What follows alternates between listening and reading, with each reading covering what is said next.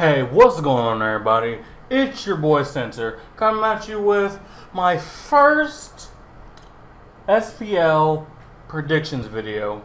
Now, I actually wanted to do this last season as well as last split, but I actually never got around to doing anything like towards the SPL just because I didn't. But this year, it's going to change. Like I said, I just moved back into college. I'm currently going to Marshall University. I'm a sophomore this year. And like I said, I didn't record a couple videos for the first couple of days because I was trying to get everything all settled. But I'm nice and settled in. I had my first classes yesterday. I didn't have class Monday or Wednesday because it wasn't my schedule. Like I said, I got all my stuff done today. So we are going to make our SPL Week 1 predictions. Alright. So starting off with our first game. Like guys, this is actually coming up because this actually starts tomorrow. We have Team Envious versus the Randozos. Now these two teams both went to relegations against the Challenger Cup teams, and both teams made it back into the SPL, which is actually very interesting. Both teams coming in with pretty new rosters. Envious's new roster is Polar Bear Mike, Oceans, Kiki, so Cheeky, or whatever he's calling himself now. I think it's still so Cheeky. Skillydon and Cyclone Spin. Now, so that team performed probably the best in the relegation matches, second being the Randozos. I mean, obviously because they won, but Envious were pretty much guaranteed to come back in. Like, it would have been very awkward if they wouldn't have made it back in because it's like their team. But like I said, that doesn't mean the Randozos don't have a chance. The Randozos' new roster is, please forgive me if I get something wrong. I know it is, I want to say Walrus in the solo lane. Yes, definitely Walrus in the solo lane. Mirage, aka the Dirty Bubble. Oh god, the Dirty Bubble build at the end of season 2. Get me out, dude. Mirage in the jungle, who I actually did play a couple of games with. Like I said, he's a really cool guy. He's a really talented player. He probably would be the main star carry of that team. We got Moswell in the mid lane. We got, I think it's Wubbin. Yeah, Wubbin in the support role. And their ADC is, oh my gosh, who is their ADC? Oh my gosh, that's going to actually trigger me if I don't know. I'm going to get triggered. Oh, who is their freaking ADC? Wait, hold on, let me just go to Smite.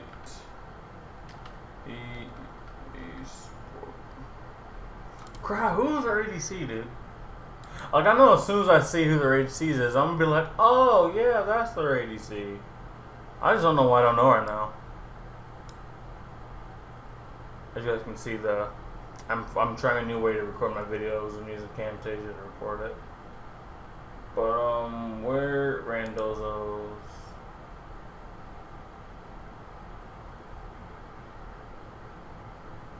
Hello? Alright, my computer's actually running so slow.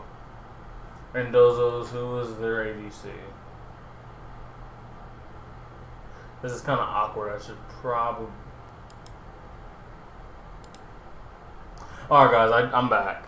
It's Ghost Creeper. I totally forgot about Ghost Creeper. Ghost Creeper's my dude. Alright. Go away. Alright, so looking at those two rosters on paper, you would obviously want to give it to Envious. But Randozos did look very good. Randozos didn't actually get to face Envy in the relegations just because those matches didn't have to happen. Because both teams 2-0'd. Like I said, on paper, this is Envy 2-0, which I'm going to actually give it to Envy. But, I will say this. Envy will not blow out, shut out, dominate either one of the games. I guarantee you, okay, at the very least, one game will be very close. One game will be very close. You can go split. That's actually a very safe bet because both teams are, like I said, still new. But the veteranship of Envy will most likely prevail. Denal versus ALG. Now, this is going to be a very interesting match because both teams were middle of the pack teams last year, and both teams have new rosters this year. ALG dropping Lassus, Matty Pocket, and Oceans. Like I said, Lassus and Matty Pocket being the old OG veterans. They've been around since Smite's inception. And Oceans being the hot new rookie. I'm actually very sad to see him leave Allegiance. I mean, it's cool that he's going to Envy, but like Oceans was Oceans was just phenomenal. I voted for him for Rookie of the Year. A lot of people voted Panda Cat, and I forget who else people voted for, but I personally voted for Oceans. I thought Oceans was the best rookie, and plus he was a true rookie. Panda Cat was in the summer split of Season 2 with Legion before getting replaced by Vedium. But, like I said, Allegiance now has Incarnate support, Weakened in the jungle, just like in the last split. But now they have Coat Baby in solo, MLC Stealth in mid, and they also have my boy Venenu in the ADC role. That team is looking actually better than they was last year. They're missing some veteranship, but at the same time, they added veteranship with MLC. So they lost 2 veterans just to pick up MLC, who is a former world champion, the first world champion, and he was also the MVP. Not saying that he's going to be at the same level he was back then, but he does still hold that world championship under his belt. And then Niall's new roster, which who do they have? Oh, it's Whirlwind and Homifay from the split one of Soar, the mid and jungle combination. Whirlwind being mid, Homifay being the jungle. And like I said, they went to DreamHack and they were first in NA for DreamHack. They went to the finals. They did get 3-0 by Panthera, but I mean, it's Panthera. Like, let's just be real for like 5 seconds. But, like I said, looking at this match, I honestly don't know who to truly give this to because I want to say easy Denial 2-0. I want to say it's easy Denial 2-0. But there have been some talk behind the scenes that Denial hasn't been doing the best in scrims. I've heard that from a couple of people, which, I mean, I personally have not watched their scrims, so I can't tell you that as a fact. But like, this is so hard. This is probably the hardest, if not the hardest, out of the first day to pick. Because like I said, these teams were so evenly matched last year, and they haven't really changed too much as like skill wise. For right now, I'm actually going to give this to Denial, but you also can go with split here. Sorry, you can also go with split here. Like I said, both teams could easily take a game off of each other. I don't believe no one's going to get blown out. These are going to be close games. And now probably will, like I said, come out on top if somebody was 2-0. But 2-0 is not guaranteed. Soar versus Luminosity. Now this is going to be very interesting because both... Okay, let's give you a little backstory. Luminosity, last split, was the former C9 / Cognitive Prime roster from the first season and the second season. Now they had just changes like here and there, but they actually got 4th seed last split, which a lot of people were surprised about because everyone was expecting them to be number 1. I mean, I myself included, because they had Barracuda, Jeff Hinla, Bush in mid lane, Andyster, and Snoopy in the solo. It was like, whoa, those guys are all tenure players. I mean, that's Cog Prime and Cog Red mixed together, which were the 2 better teams in Season 1. And it's just like, why wouldn't they be number 1? It's like, who would be better? But a lot of people say they struggled. I don't think they really struggled per se. I just think that they were slightly outclassed. I don't really want to say they were outclassed, but I mean, they got 4th, so I mean, That's really all you can say. That they had to have been outclassed. Now, Soar last split, kind of going back to what I was talking about denial, they were Met Yankee in the ADC. They were Jigs in the support. They had a Heroine in mid, Homie Faye in jungle, and in solo they had Baskin Robin, or just Baskin. His name's just Baskin, but I call him Baskin Robin still. And like I said, they were a very, very good team. They were a bunch of friends who all happened just to be decent at Smite. And now they're like really good at Smite. And like I said, they made it to the finals of DreamHack, and I believe they were second during the fall split. And apparently, probably towards like the middle to the late of the first split, some problems started to come up with Baskin or Solo and their jungle Homie Faye. And then Heroine started to kind of get into the mix a little bit. So that team kind of stopped really having the best synergy. And then, like I said, now the team is split. Now, here's what the thing is. Two of the people that were in Luminosity last split are now in Soar. And it is Andister in the jungle and Snoopy in the mid lane. Two of the people that were in Luminosity last split are now in Soar, which is like very, very interesting. And Luminosity actually picked up Denial's split one Denial's mid jungle combination, and Xenotronics in the mid lane and Mask in the jungle. Like I said, a lot of these teams are switching their mid jungle combinations, which is like probably the most important combination in Smite right now. A lot of people say the dual lane, but it's just not. Like, your mid jungle sets the pace for probably like 67% of the game in total. So going through all that, I just said a whole bunch of words, but what do they all mean? It's basically saying that both teams have kind of gone through transition, and no team seems more powerful than the other. Now, you can't say that Soar has the more tenured players, which they do, but Luminosity, I feel like, have that factor. Like, I can't exactly tell you what that factor is. I just feel like when I look at Luminosity's roster on paper, I'm like, I feel like they just have something the other teams don't have. Like, I can't tell you what. So I'm not gonna really 100% agree with this decision. I'm actually gonna pick a split, mostly because I just can't tell you who would 2-0 here.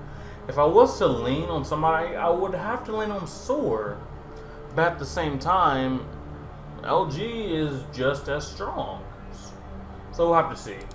Then we have Enemy versus Eager. Now, if you would have told me this at the end of the split, and then watching the Epsilon Invitational, who the better team was, I would have said Enemy 100%. I mean, they took Panther to 5 games and had a chance to win the 5th game. But this is not the same Enemy team, temporarily. Panicat, who was their star 8 hunter carry, will not be available for, I believe, the first 2 weeks of the split, which really will probably impact their standing, because that's what, that's 4 games he's missing, 8 in total. That's going to be real important games, because let's kind of take a sneak peek of everyone that they're facing. They're facing Eager the first week. Let's see, then they're facing Denial. Then they face ALG. And then they face LG. Now, they're probably facing more middle of the pack teams. Like, the only high-end team that they're facing is Eager to say. But at the same time, who is going to replace Panicat? Because the reason why Enemy worked out so well is because they all listen to General Pain. Now, a lot of people thought maybe they were just a cliche, like everyone was just saying, oh, they listen to Pain. But even the players themselves have said they just do exactly what Pain Devion says. And that works. Now, is the person that's going to be filling in for Panicat going to have the same synergy? Are they gonna listen to Pain Devion like everyone else does? like what exactly is going to happen. And the fact that they're facing Eager kind of scares me a little bit because like Eager was one of the teams besides Sora that could stand up to enemy last split. But actually going on to Eager did not actually have Zapman, their star hunter carry. For about 2 weeks he was in Vegas. And then he went to Brazil, I want to say. I think his girlfriend is there. Because I remember when he was like streaming and talking about it. So yeah, he went to Brazil for a while and he just got back yesterday. And like I said, they've been scrimming, but is it enough to get past the enemy even with the new ADC? We'll have to see. I really can't call this game, so I'm going to go split. Then we got Fantastique and Cyclone GG in Europe. Now these were two Challenger Cup teams. Fantastique technically not, but technically yes. They were a Challenger Cup team. Well, they were like a combo Challenger Cup team. But they took the place of Fnatic, who was supposed to be in relegation. So there were technically 3 Challenger Cup teams and then an SPL team, which was Torpedo. Which Fantastique and Cyclone GG both made it into the Pro League, knocking out Whatever and Torpedo. And looking at these two teams on paper, I can't really tell you their rosters like right off the back. But I do know a little more about Fantastique. Many of the players are well known in the pro scene, and they've filled in for like some of the higher tier teams.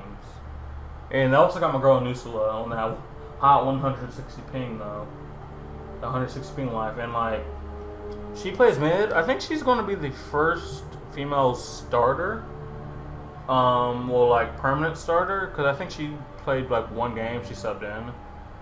And while her not being a girl is the most important thing to technically say, but I mean, it is like the first, as far as I know. Now, if I'm wrong about that, you can tell me. But like, that just shows that Smite is still growing. That means we're getting new people, which is like awesome.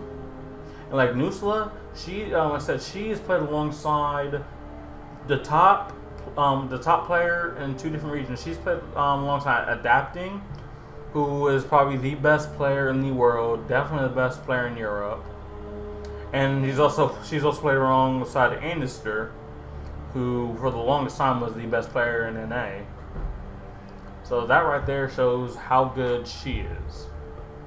Like I said, Cyclone, they're pretty fresh-faced, baby-faced people. So I'm actually going to give this a 2-0 to Fantastique. And I'm going to kind of like burn through these real quick once we start to get to like their repeat teams. So we got Dignitas versus the Leftover. Leftovers still the same team as last year. Nothing has changed. Dignitas, however, did make a couple roster changes. They have Suntouch, who was their support, is now their ADC, and they brought in Big Man Tings, I believe, from Fnatic. So that dual lane's looking pretty good. I do like both of them. I've actually watched Suntouch stream live HC. He's come along pretty well. He's actually, I mean, he's played it before at the pro level, so shouldn't be nothing to him. As well as they also picked up Ducky, who was Panthera's, formerly Epsilon's. He was their sub. And like I said, he's a very good solo laner. I really like this team. Dignitas actually is my favorite EU team. That was even going back to last year. My boy Shadow Nightmare, bro, in the mid lane. That's my boy. So that's an easy 2-0 for Dignitas. Now we got Hungry for More, which was a team that was once the worst team in Europe, and then out of nowhere won like 14, 15 something games in a row. It was just an amazing story they had. And then we have Cringe Crew, who was pretty much the same team, which was London Conspiracy from Season 2, but they added Replicas this year. And then this split, they added Zeros, who was Fnatic's mid laner. Now, I have not heard anything about either one of these teams like scrim-wise, so we're just going to go based on what we've seen from last year. I'm going to give this for Hungry for More. I'm saying that Cringe Crew does not have a chance to take a game, but I do believe Hungry for More is a superior team here. Now, we probably have the best game this week. is Panthera versus Paradigm, an Epsilon Invitational rematch, a Super Regionals rematch. These teams are constantly button heads. Panthera's always getting the better 9 times out of 10 times. But Paradigm have taken games. They're actually the only team to take a full set off of Panthera, well, Epsilon, like, ever. Like, any full set, they're the only team to take a full set off of them. And that was at Super Regionals. So, I honestly do like Paradigm in this matchup. And like I said, they're also scrim partners, so like they know lots about each other. But it is still Panthera. Paradigm only took a limited amount of games, and Panthera won the Invitational. So I'm going to give Panthera 2-0. But if you do split, you have a solid chance to get some secret FP. There's honestly a chance that Paradigm could take a game off of Panthera. Because, I mean, both of the teams were the only 2 teams heading into Season 2 that heading into Season 3 that made no changes. So, honestly, these probably going to be the top 2 teams in Europe at the end of the split. No doubt about it. I'm calling it now. Not that hard. Alright, let's see. How long has this been? Wow, 20. Whoa, okay. This is a pretty long video. This is kind of awkward. Alright, we can actually speed this up now that we've seen all the teams. We got Hungry for More versus Fantastic. Hungry for More being the more tenured team. Fantastic being a little bit new blood. And the Fantastic is very good, but again, it's 2-0 to Hungry for More. Then we have Panthera versus Dignitas. I mean, it's Panthera, let's be real. We got Paradigm versus Cyclone GG. It's Paradigm, it's Cyclone GG, like, let's be real. Yeah, like, let's just be real. Then we got Cringe Crew versus Leftovers, which is actually a little bit more of an interesting match. I do like Leftovers, but Cringe Crew is the better team on paper and in probably reality. We do have Soar G2A versus Envious, which is going to be a very, very good matchup. I'm actually going to give this a split because I do believe both teams are evenly matched on paper. This will really probably depend on both week 1 matches. So if you want to hold off, you can actually hold off on all of these games and wait for week 1 just to see how the teams perform. But like right now, I'm giving this a split. Enemy versus Dom Esports. Enemy, like even with the roster changes, and then like Panic Cat not being there, I'm still getting that to Enemy. We got Eager versus Randozos. Why am I even talking about it? LG versus Luminosity.